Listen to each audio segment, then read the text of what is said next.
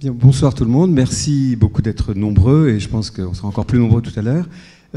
Cette conférence a été organisée avec le groupement conseil, donc Grégory Leroy qui est ici avec moi, que je remercie d'avoir permis de recevoir Jean-Michel Fauvergue, que je remercie évidemment avec beaucoup d'insistance sur sa présence ce soir. Voilà. Alors je vais laisser à Grégory, qui connaît bien Jean-Michel Fauvergue, le soin de le présenter, juste vous dire quelques mots sur leur âge, parce que finalement je me rends compte qu'on parle ce soir d'un événement, enfin on va parler d'une question majeure, celle de la sécurité, celle des événements liés au terrorisme, des préoccupations qui expliquent d'ailleurs votre présence nombreuse.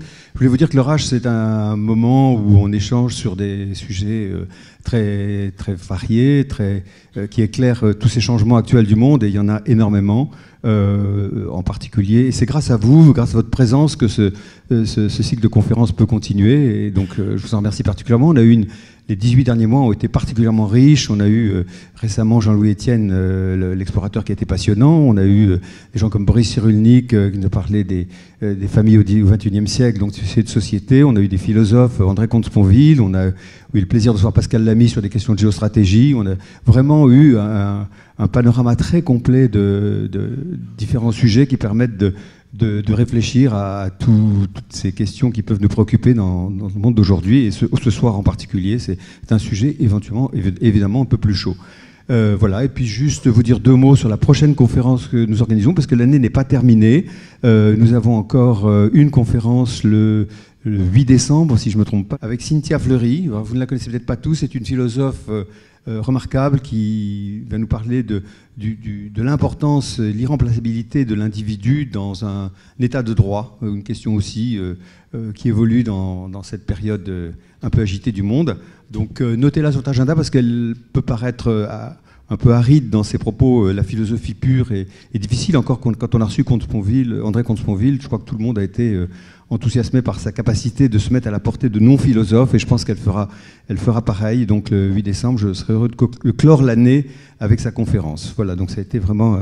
et la preuve que leur âge plaît beaucoup, c'est que BFM Business, cette radio que vous connaissez tous, et l'émission d'Edwige Chevrillon, appelle depuis la rentrée de septembre son émission où elle reçoit un certain nombre de grands invités, leur H d'Edwige Chevrillon. Donc on a été plagié, mais j'accueille cela avec beaucoup de plaisir.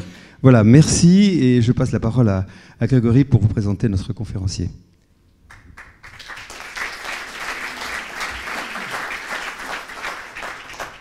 Merci Michel.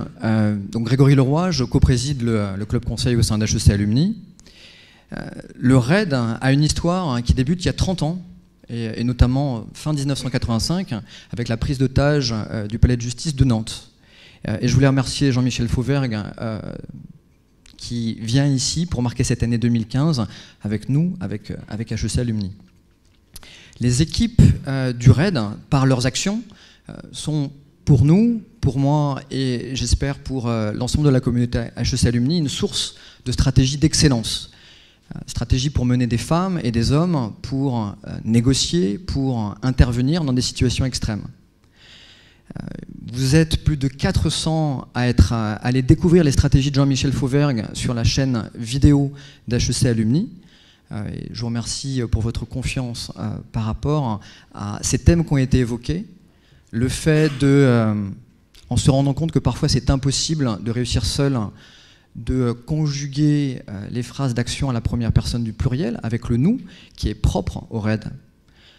Un deuxième thème qui est abordé par M. Fauvergue dans le cadre de cette interview que je vous invite à aller regarder sur notre chaîne, c'est le fait, pour éviter de se faire imposer des missions impossibles, le fait de préparer ces décideurs à l'action possible que l'on va mener. Le fait aussi de comprendre comment est-ce que je peux désobéir utilement au service de mes équipes, au service des autres, au service d'otages. Et le dernier point était le fait de penser efficacement en se posant des questions au bon endroit, au bon moment ou pas du tout. Donc ces thèmes ont été évoqués dans le cadre de cette interview. Une deuxième interview a été postée il y a quelques jours d'un des membres de l'équipe de M. Fauvergue, qui est Tatiana, qui est chef adjoint à la cellule négociation. Et vous êtes déjà quelques dizaines de curieux à avoir écouté cette femme remarquable avec plusieurs situations et cette donnée à la communauté HEC Alumni. Donc je voulais vraiment vous remercier. Vous êtes près de 200 à vous être joints à nous ce soir.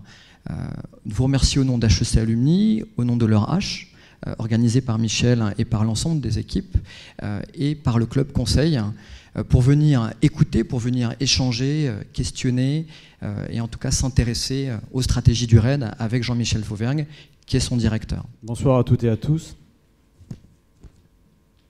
C'est plus difficile pour moi d'intervenir ici que d'intervenir sur un forcené, mais on va essayer d'être à la hauteur.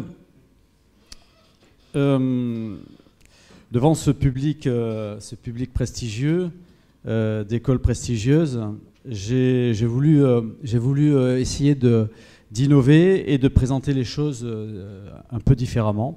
Alors on va voir si ça marche, on verra à la fin. Je vais vous présenter nos produits, notre matière, notre entreprise.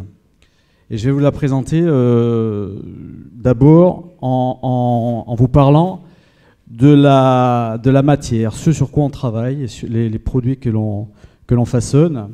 Pour nous, les produits que l'on façonne et la matière que l'on travaille, c'est la menace actuelle et surtout la menace terroriste. Jamais en France, dans un pays qui n'est pas en guerre, le danger terroriste n'a été aussi fort et la menace aussi prégnante.